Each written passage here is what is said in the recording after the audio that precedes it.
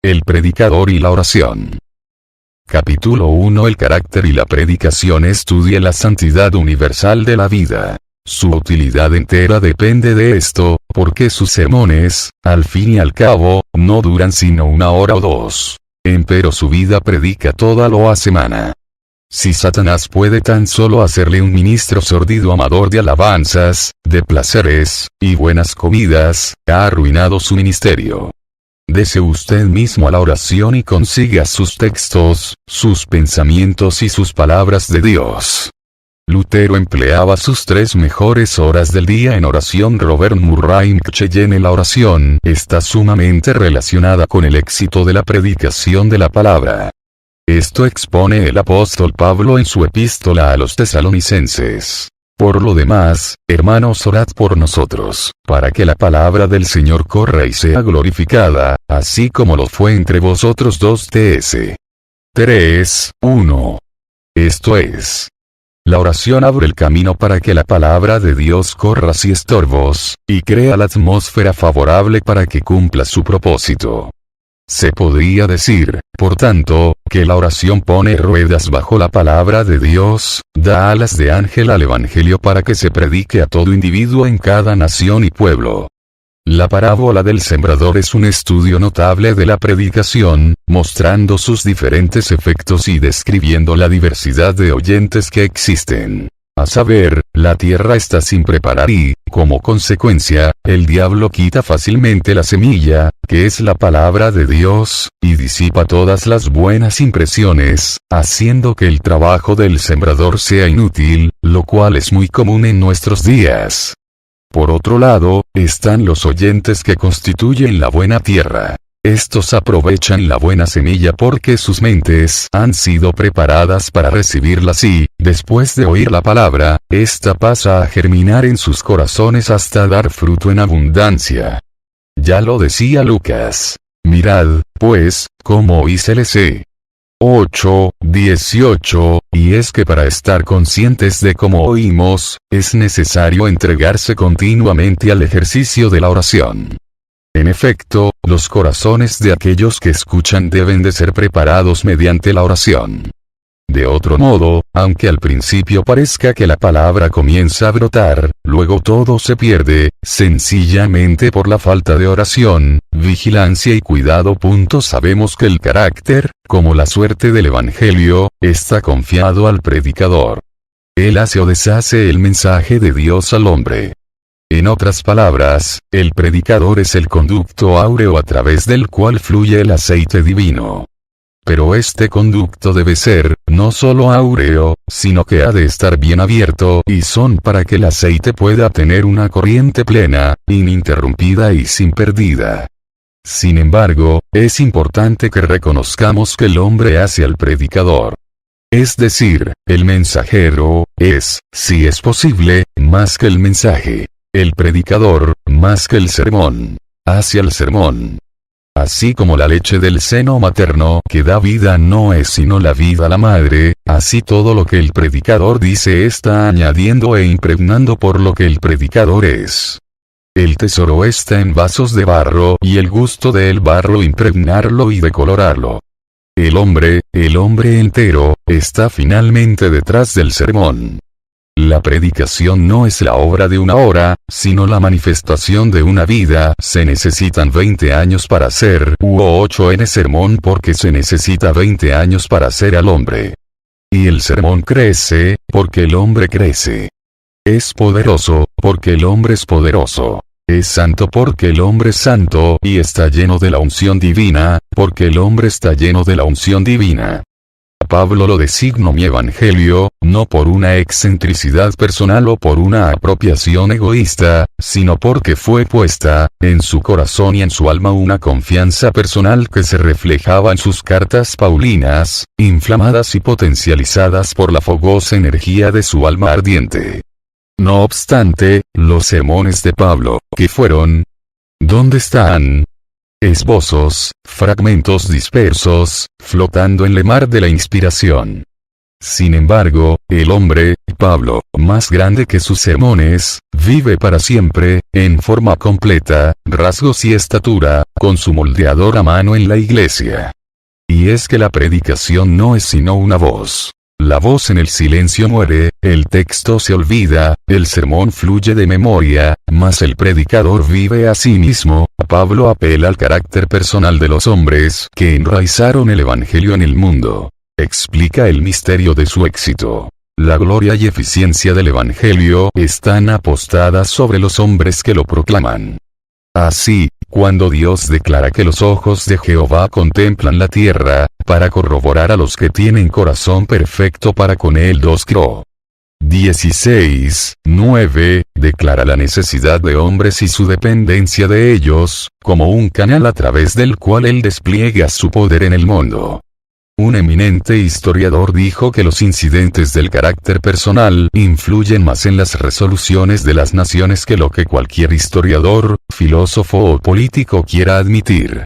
Esta verdad tiene su aplicación plena en el Evangelio de Cristo, ya que el carácter y la conducta de los seguidores del Maestro de Galilea cristianizaron al mundo, transfiguran las naciones y los individuos. Mientras que un sermón no puede dar más vida que la que tiene el hombre que lo produce. Por ello, los hombres muertos den sermones muertos, y los sermones muertos matan. Todo depende del carácter espiritual del predicador. Bajo la dispensación judía, el sumo sacerdote tenía escrito con letras enjolladas en su frontal: Santidad a Jehová. Igualmente, todo predicador en el ministerio de Cristo debe de ser modelado y dirigido por esta misma divisa santa. Pues la vergüenza de ver un predicador cristiano carente de santidad resulta mayor que si se tratara de un sacerdote hebreo con manos impuras dentro del santuario de Dios. Jonathan Edwards dijo: yo seguí con mis ardientes deseos de conseguir más santidad y conformidad a Cristo. El cielo que deseaba era un cielo de santidad. Repetimos, el Evangelio de Cristo no se mueve por olas populares. No tiene poder propio para propagarse. Se mueve, de la manera que los hombres encargados de él se mueven. Es decir, el predicador debe personificar el Evangelio. El poder constriñe de amor debe ser en el predicador como una fuerza de proyección excéntrica, que todo lo domina y se domina de sí misma. La negación de sí mismo debe constituir su ser, su corazón, su sangre y sus huesos. Porque es un hombre entre los hombres, vestido de humildad, viviendo en mansedumbre, prudente como una serpiente, y sencillo como una paloma, con las obligaciones de un siervo y el espíritu de un rey. Un rey con porte noble, real e independiente, pero también con la ingenuidad y la dulzura de un niño. Sinceros, heroicos, compasivos, sin temor al martirio, deben ser hombres que se tomen el trabajo de apoderarse y modelar una generación para Dios. Si, por lo contrario, son tímidos contemporizadores, buscadores de honores, si tratan de agradar a los demás, si su fe tiene un débil apoyo en el Padre y en su palabra, ellos no pueden apoderarse de la iglesia ni del mundo para Dios.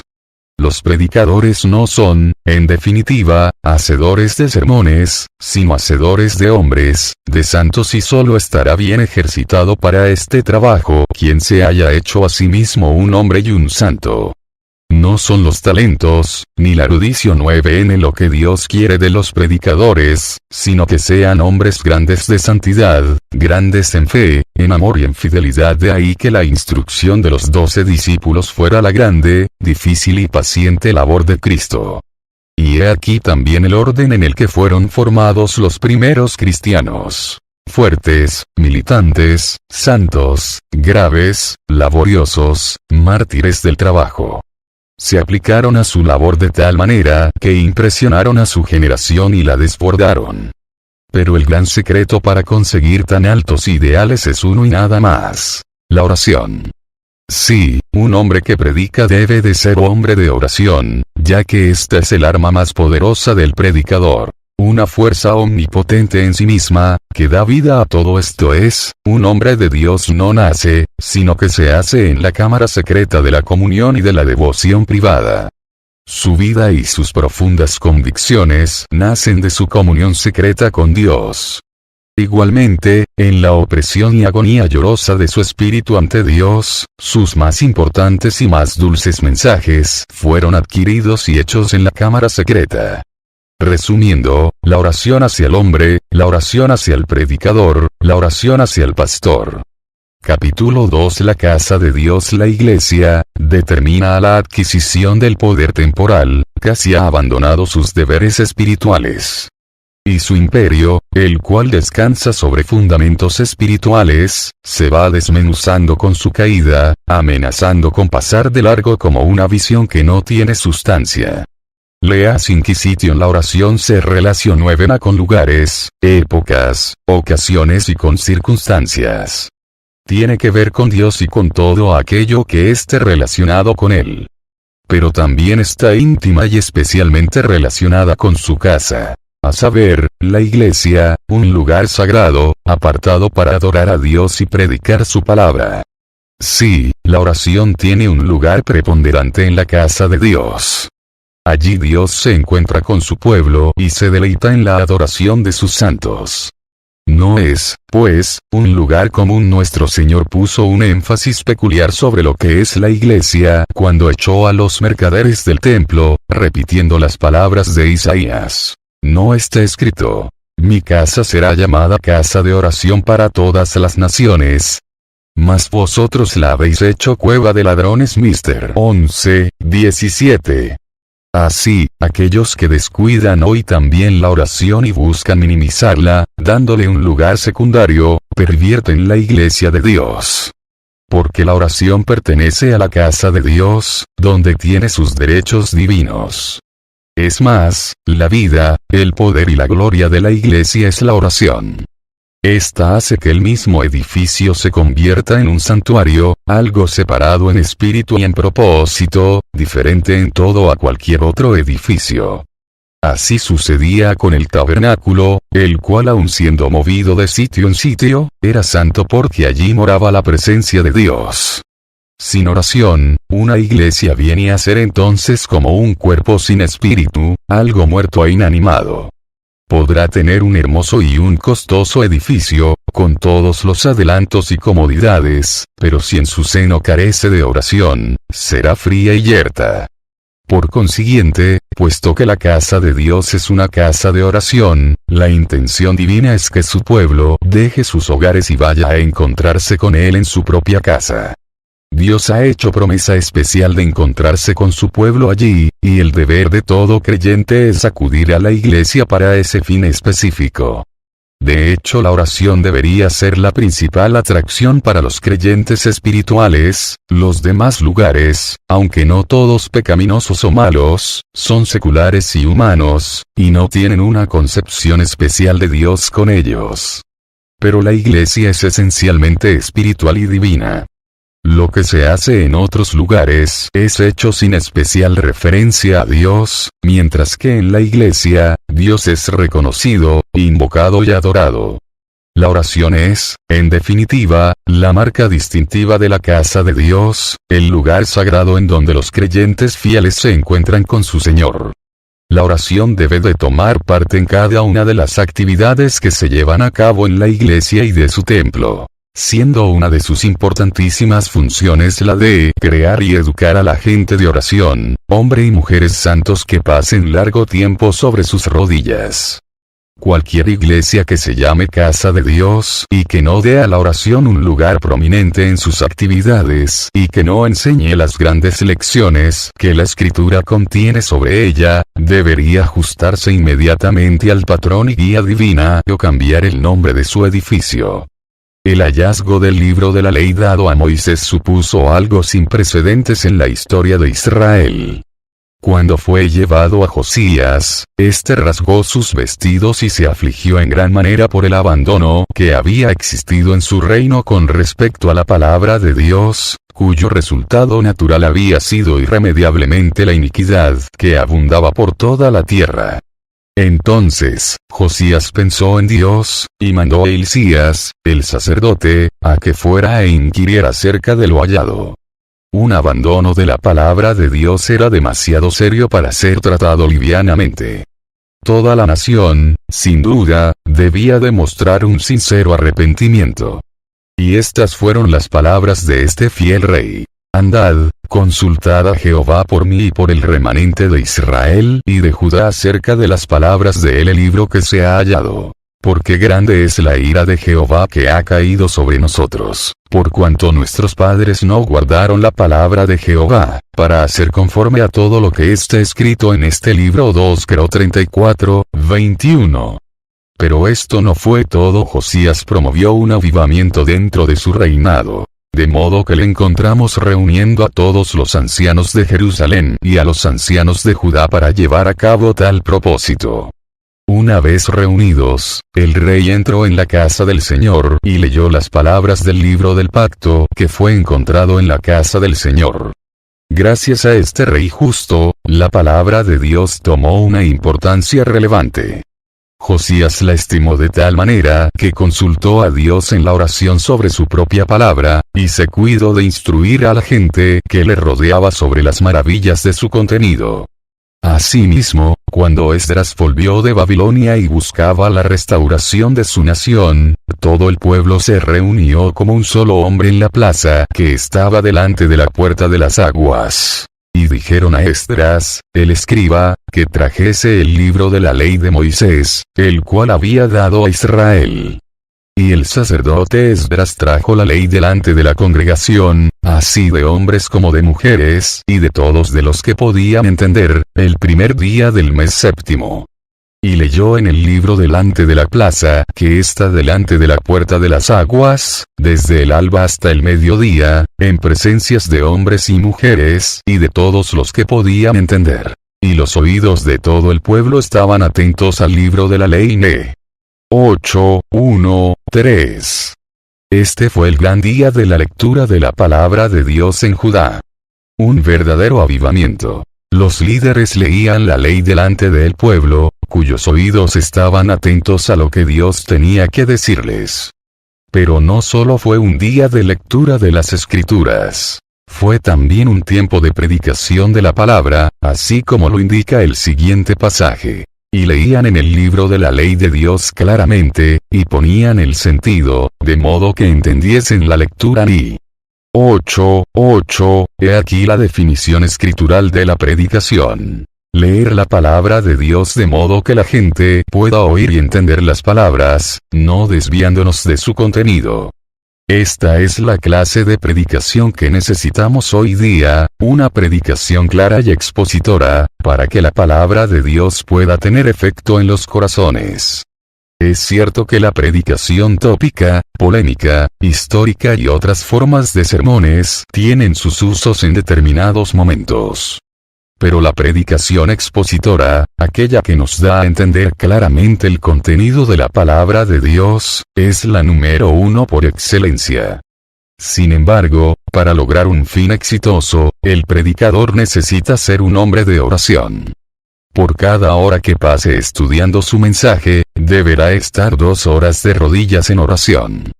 Por cada hora que dedique a un pasaje oscuro de la Escritura, habrá de estar 2 a solas con su Señor.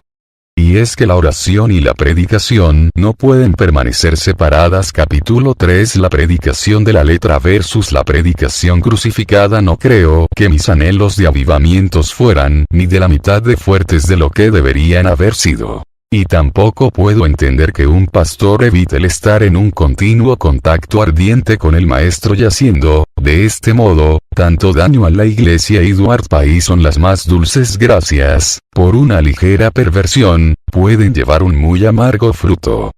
El sol da vida pero las insolaciones son mortales. Esto es, la predicación 9n es para dar vida, pero puede matar. Y el predicador tiene las llaves. Él puede cerrar también como abrir. Porque la predicación es la gran institución de Dios para la plantación y la maduración de la vida espiritual. Cuando es correctamente ejecutada, sus beneficios son indecibles. Pero cuando no, ningún mal puede excederle en sus resultados dañinos. Es un asunto fácil destruir el rebaño, si el pastor es imprevisor o el pastor es destruido. Fácil capturar la ciudadela si el centinela se duerme o el alimento y el agua son envenenados investido con tan favorables prerrogativas, expuesto a tan grandes males, implicando tan graves y múltiples responsabilidades, sería entonces una parodia en la astucia del diablo y un libelo en su carácter y reputación, si él no pusiera por obra sus principales influencias para adulterar al predicador y su predicación. En presencia de todo esto, la pregunta exclamatoria de Pablo es: ¿y para todo esto, quién es suficiente? 2 Cor. 2:16. Luego añade: nuestra suficiencia es de Dios, el cual asimismo nos hizo ministros suficientes de un nuevo pacto, no de la letra, mas del espíritu. Porque la letra mata, mas el espíritu vivifica. 2 Cor. 3, 4, 6. Así, el verdadero ministerio es influenciado, capacitado y hecho por Dios. Y es que el Espíritu de Dios es en el predicador un poder de unción. El fruto del Espíritu está en su corazón. Su predicación da vida, como la resurrección da vida. Ardiente como en el verano y fructífera, como en el otoño. Esta clase de predicador que da vida es un hombre de Dios, cuya alma siempre está siguiendo diligentemente los requerimientos divinos. Y en quien, por el poder del Espíritu de Dios, la carne y el mundo han sido crucificados, y su ministerio es semejante al generoso flujo de un río caudaloso. Por el contrario, la predicación que mata es una predicación no espiritual. Fuentes inferiores que no son de Dios le han dado energía y estímulo. Tampoco el Espíritu es evidente en el predicador ni en su predicación. Muchas clases de fuerzas pueden ser proyectadas y estimuladas por la predicación que mata, pero estas no son espirituales. Son fuerzas fingidas y magnetizadas. Esta predicación que mata pertenece a la letra. Puede ser bella y metódica. Pero aún es la letra, la árida, dura letra, cáscara desnuda, vacía. La letra puede tener el germen de la vida en ella, pero no tiene el alimento suficiente para evocarla. Es cimiento de invierno, tan duro como el terreno de invierno, tan helada como el aire de invierno. No hay deshielo ni germinación para ella. Puede incluso contener la verdad dentro de ella.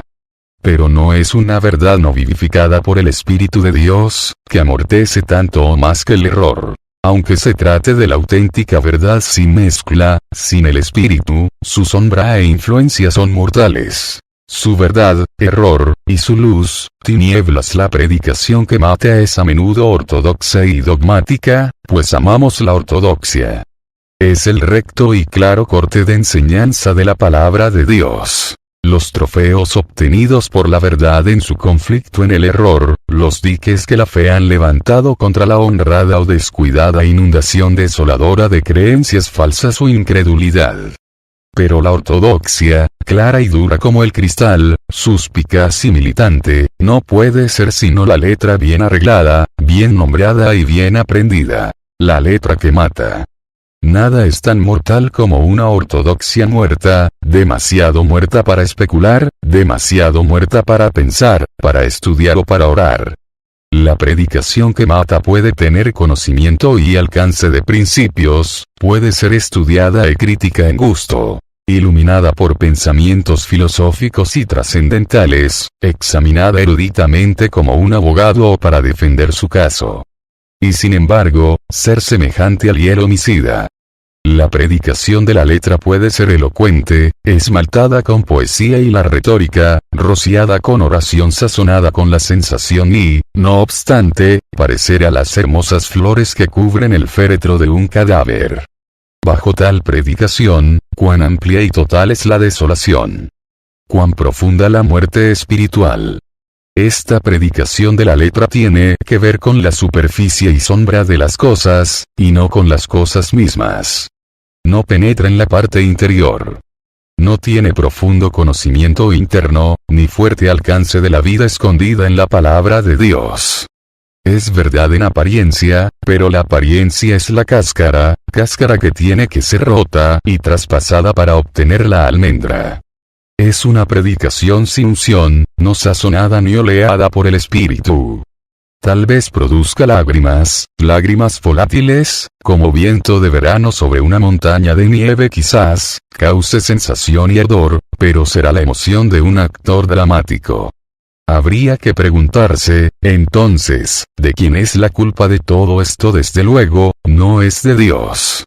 La culpa está en el hombre. Más aún, en el predicador.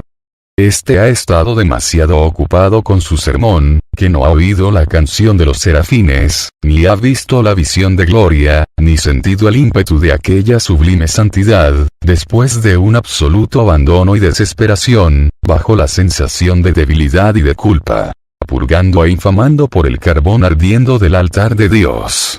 El predicador puede sentir desde el entusiasmo de su propio ardor pasajero, puede ser elocuente sobre su propia exégesis, ardiente en dar el producto de su cerebro. Pero el brillo y centelleo serán tan estériles de vida como un campo sembrado de perlas en alguna parte, de todo inconsciente en sí mismo, algún don conductor espiritual ha atacado su ser interior y la corriente divina ha sido detenida, porque nunca ha sentido su completa bancarrota espiritual, su total impotencia. Nunca ha aprendido a clamar con clamor inefable de desesperación, hasta que el poder de Dios y el fuego santo hayan descendido sobre él. La propia estima, perniciosa, ha difamado y violado el templo que debería haber sido mantenido sagrado para Dios. Su ministerio puede atraer al pueblo hacia él, a la iglesia, a la forma y ceremonia. Pero en verdad no atrae hacia Dios sino introduce a la dulce, santa, divina comunión, pero no edificada. Agradada, pero no santificada. La vida es suprimida, hay un frío en el aire de verano. El estiércol es horneado. Finalmente, la cuidad de nuestro Dios viene a ser la cuidad de la muerte. La iglesia un cementerio, no un ejército de batalla. En efecto, el elemento del proceso de muerte está detrás de las palabras, detrás del sermón, detrás de la ocasión, detrás del ademán, detrás de la acción. Y es que la predicación crucificada solamente puede venir de un hombre crucificado. Un dato más. La predicación que mata es, sobre todo, predicación sin oración. Mejor dicho, es oración profesional, que mata.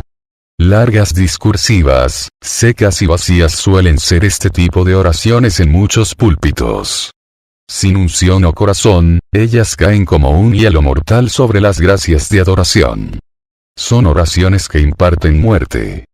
Todo vestigio de devoción ha perecido bajo su aliento.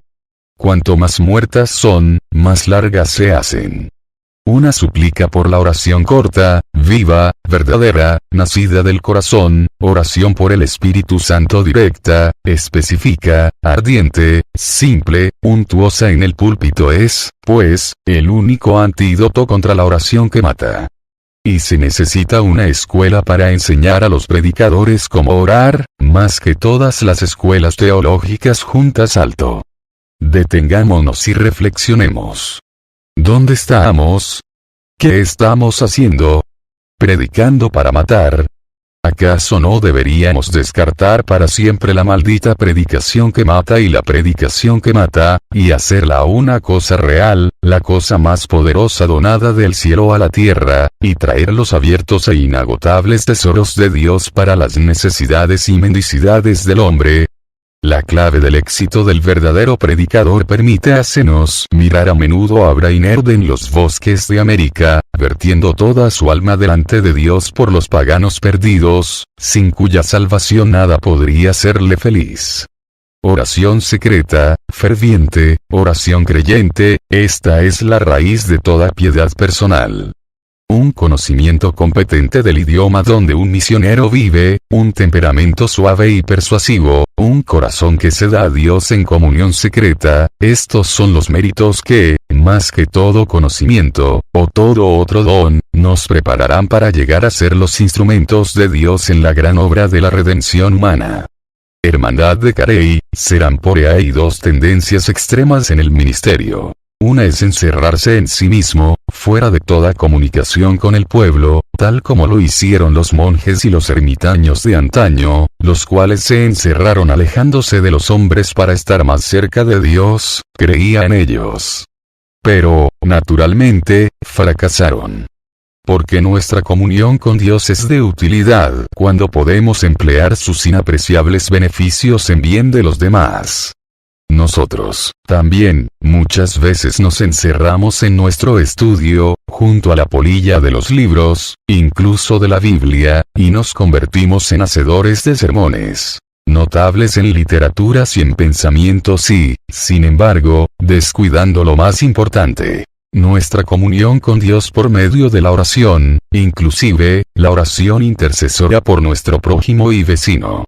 Los predicadores que son grandes pensadores y grandes estudiantes debieran, sobre todo, ser los más grandes hombres de oración, o si no serán los más grandes apóstatas, profesionales sin corazón, racionalistas, menor que el último de todos los predicadores en la estima de Dios. La otra tendencia es la de popularizar enteramente el ministerio. Esto está muy bien, pues nos ayuda a conectar con nuestros hermanos y a no vivir aislados. Pero existe el peligro de dejar de ser hombres de oración, absorbido por el mecanismo de las actividades de la iglesia.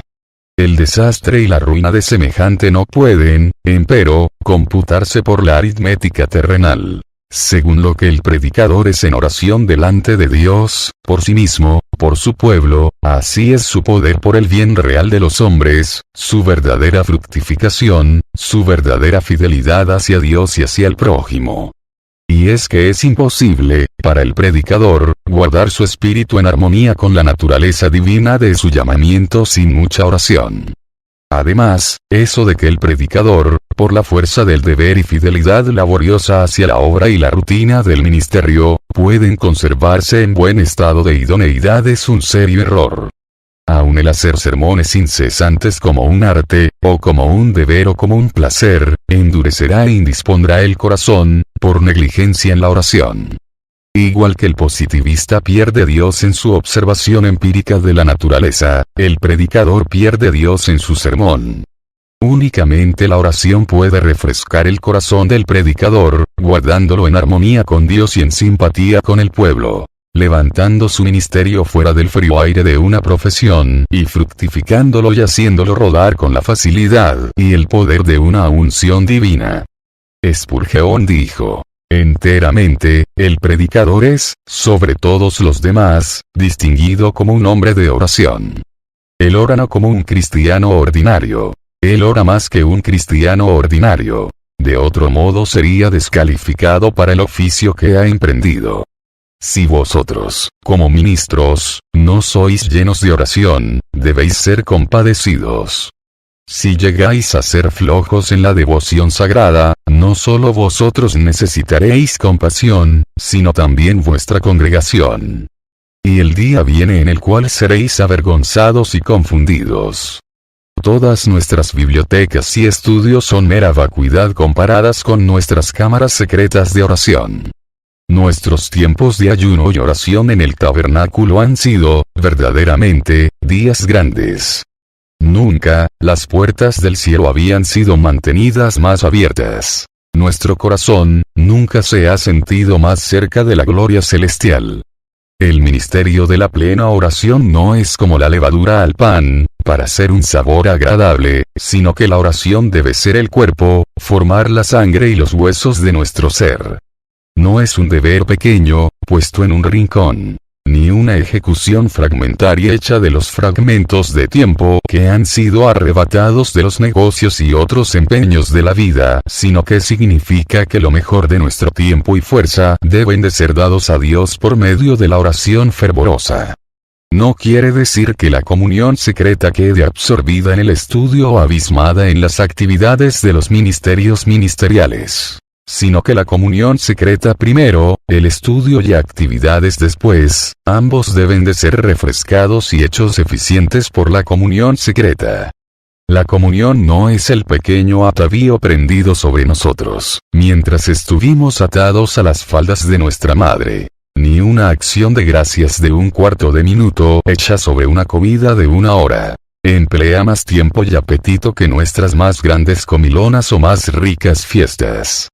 Debe penetrar tan fuertemente en el corazón y vida como penetró en las lágrimas y clamor de Cristo.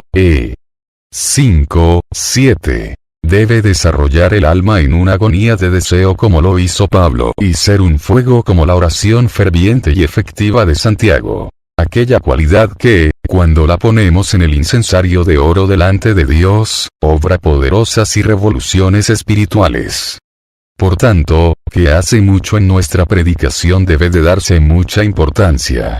Pues el carácter de nuestra oración determinará el carácter de nuestra predicación. Esto es, oración ligera hará predicación ligera, mientras que una oración fuerte hará fuerte la predicación. El predicador debe de ser preeminentemente un hombre de oración. Su corazón tiene que guardarse en la escuela de oración. En todo ministerio importante para bien, la oración ha sido siempre una ocupación seria. Ninguna erudición puede suplir la falta de oración.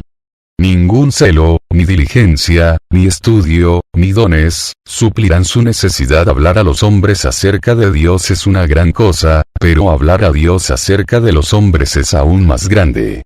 Nunca hablará bien y con éxito verdadero a los hombres sobre Dios quien no haya aprendido bien a hablar a Dios acerca de los hombres. La clave del éxito del verdadero predicador, continuación, si algún ministro puede estar satisfecho sin conversiones, no tendrá ninguna conversión. C.H. Spurgeon. La oración, en la vida del predicador, en el estudio del predicador, en el púlpito del predicador, debe ser una fuerza conspicua y fecunda, y un ingrediente del todo impregnante. No debe jugar un papel secundario, ni ser mero barniz, pues al predicador le es dado estar con su Señor toda la noche en oración, LC 6:12. O sea, para entrenarse en la negación de sí mismo en oración, se le encarga mirar a su maestro, que levantándose muy temprano, salió y se apartó a un lugar solitario, y allí oró Mr. 1:35. En el estudio del predicador ha de ser en una cámara secreta, en un Betel. Que cada pensamiento ascender hacia el cielo antes de ser transmitido a los hombres. Que cada parte del sermón pueda ser perfumada por el aire del cielo y hecha sería, porque Dios estuvo en el estudio. Igual que un motor no se mueve hasta que el fuego está encendido, así la predicación, con toda su maquinaria, perfección y pulimiento, está completamente paralizada en cuanto a resultados espirituales se refiere, hasta que la oración ha prendido y creado el vapor. Y es que la textura, delicadeza y fortaleza del sermón suele ser a menudo mucho escombro, a menos que el impulso poderoso de la oración esté en él. El predicador debe, pues, poner a Dios en el sermón. Mover a Dios hacia el pueblo, antes de que él pueda mover el pueblo hacia Dios por medio de sus palabras. Dicho de otra manera, es menester que el predicador haya tenido audiencia y constante acceso a Dios, antes de que pueda tener acceso al pueblo. Es necesario repetir y reiterar, que la oración, como mero hábito, como un cumplimiento llevado a cabo por mera rutina o de una manera profesional es una cosa muerta y podrida.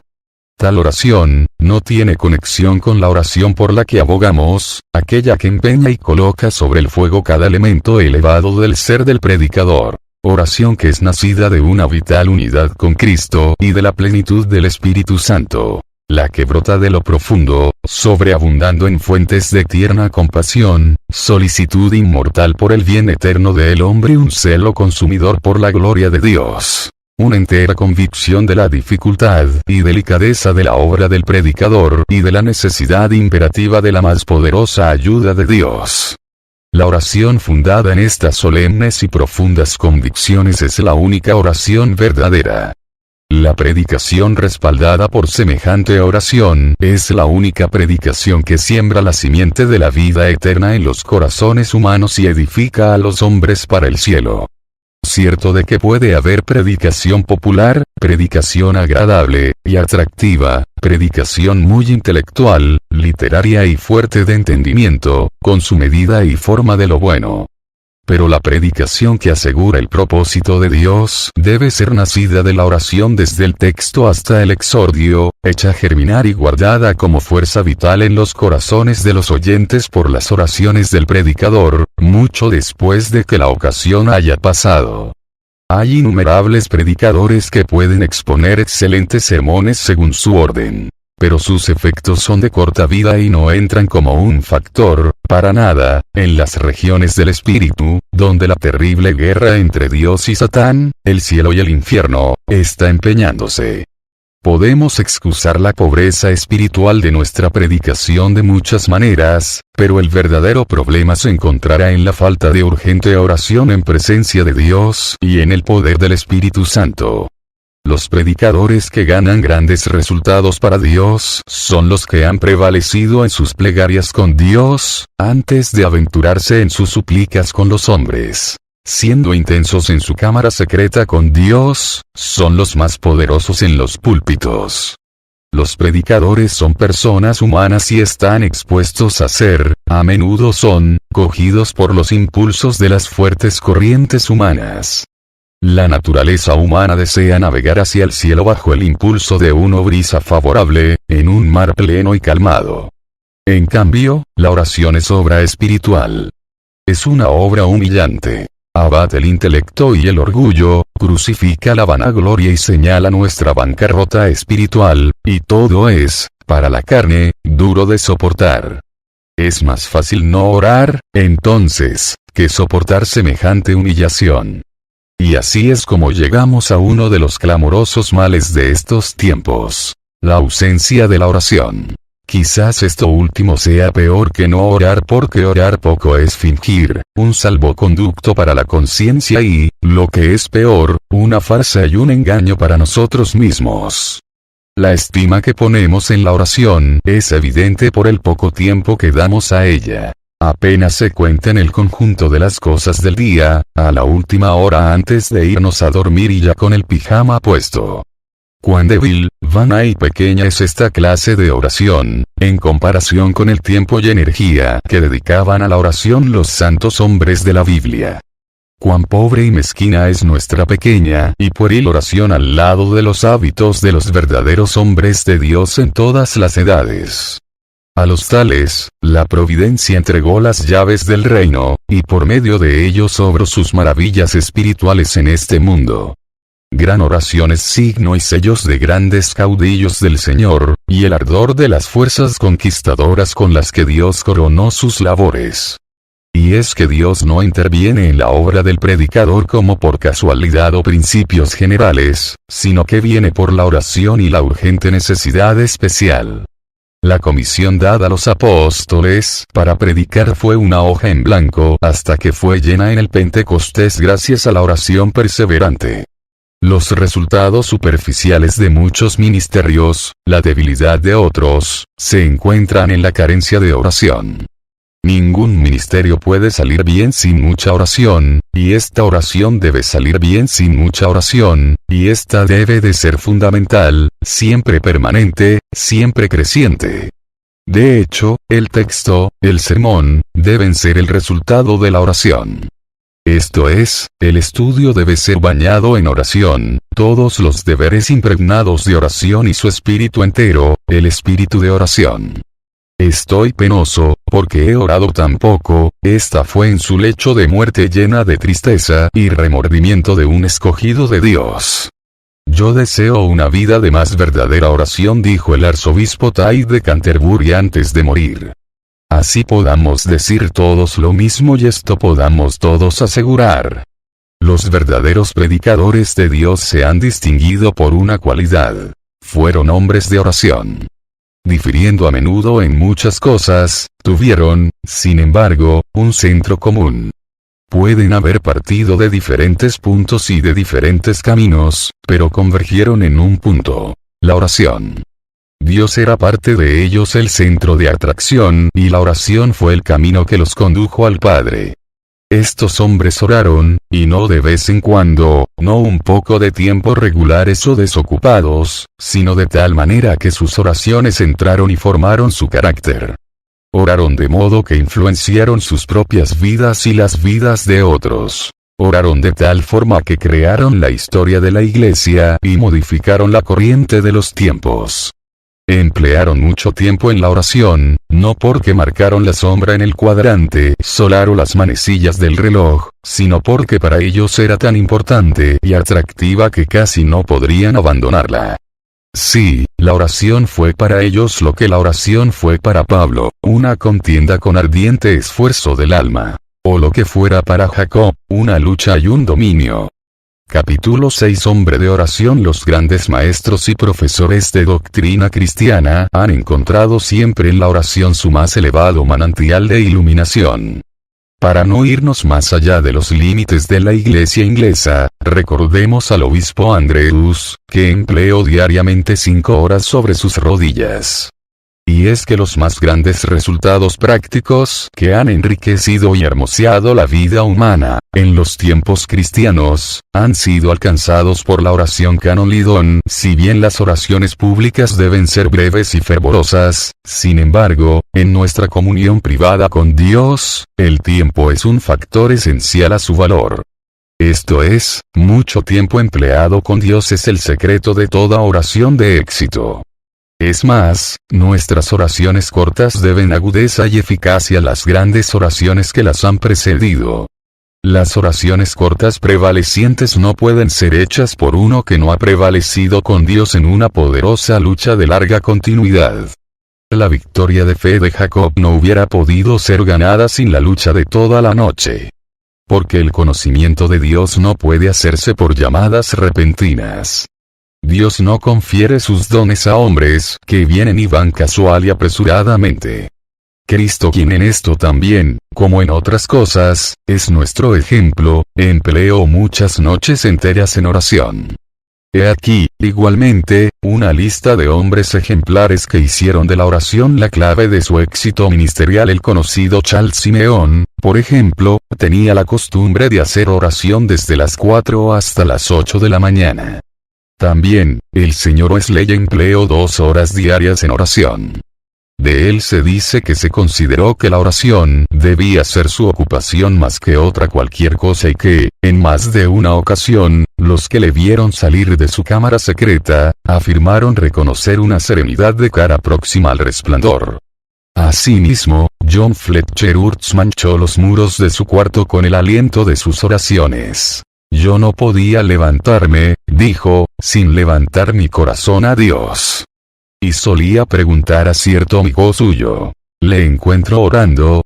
El arzobispo Leighton permanecía tanto a solas con Dios que parecía estar en perpetua meditación.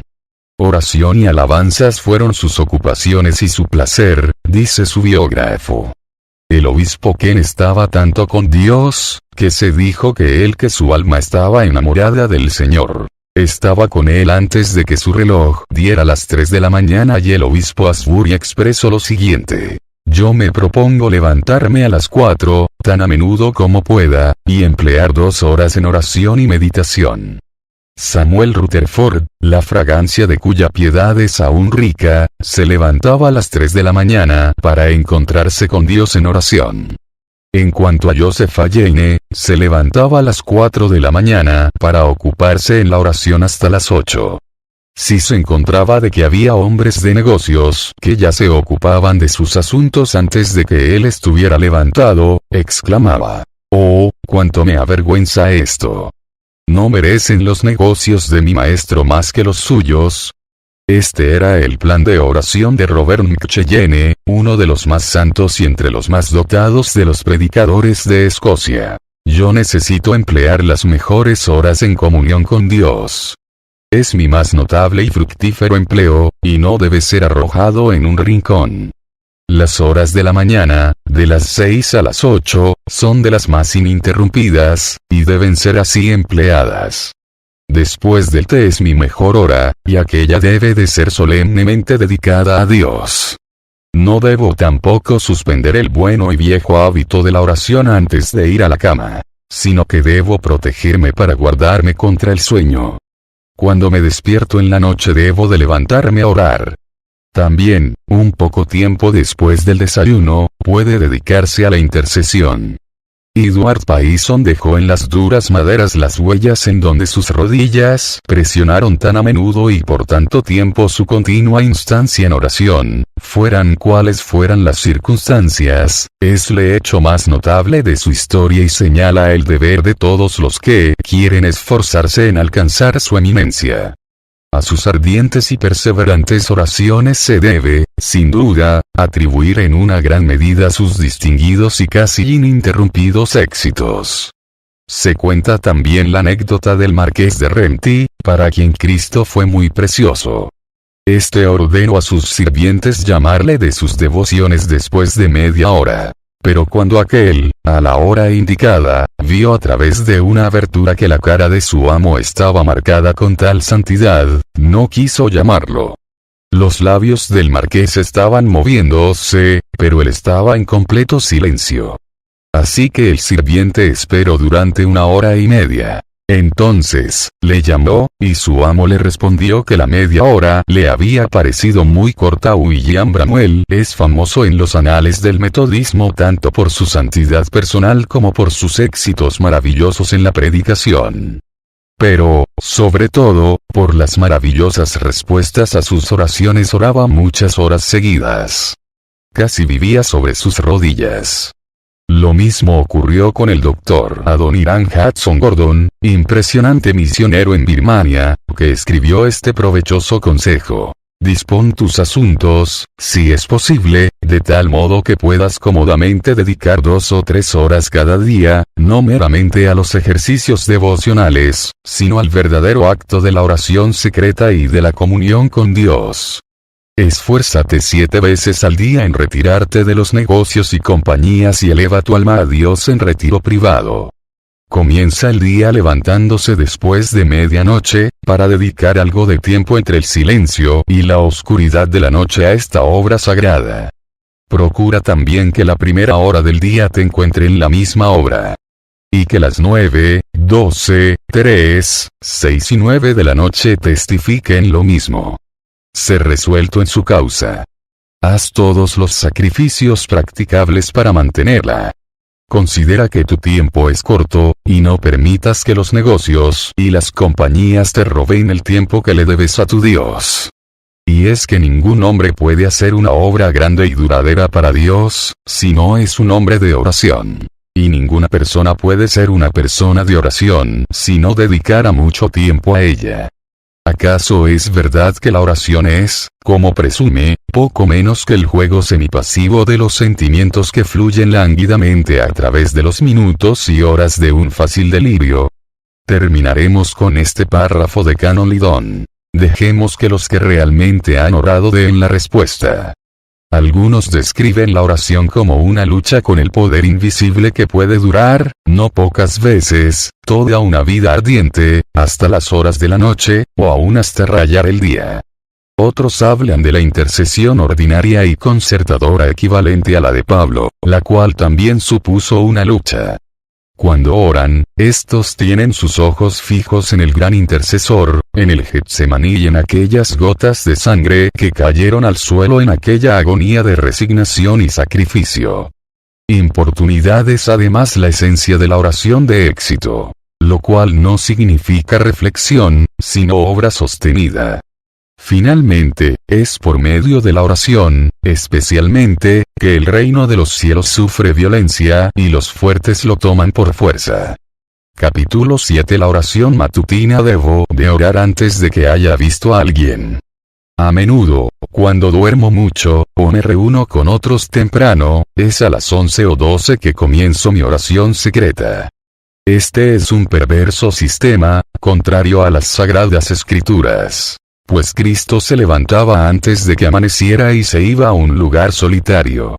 David dijo: de mañana me presentaré a ti. De mañana oirás mi voz.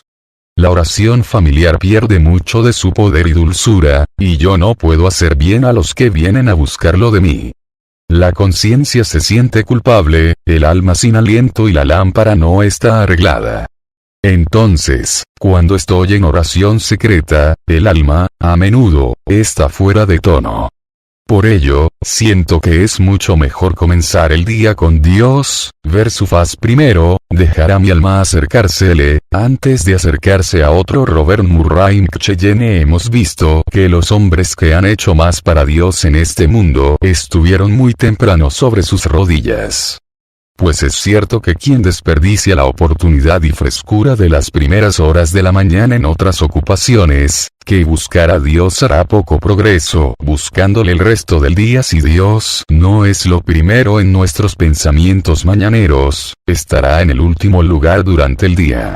Y es que detrás de este levantarse temprano y orar temprano está en el deseo ardiente que nos presiona en el empeño de servir a Dios. La negligencia matinal es, pues, la prueba palpable de un corazón negligente.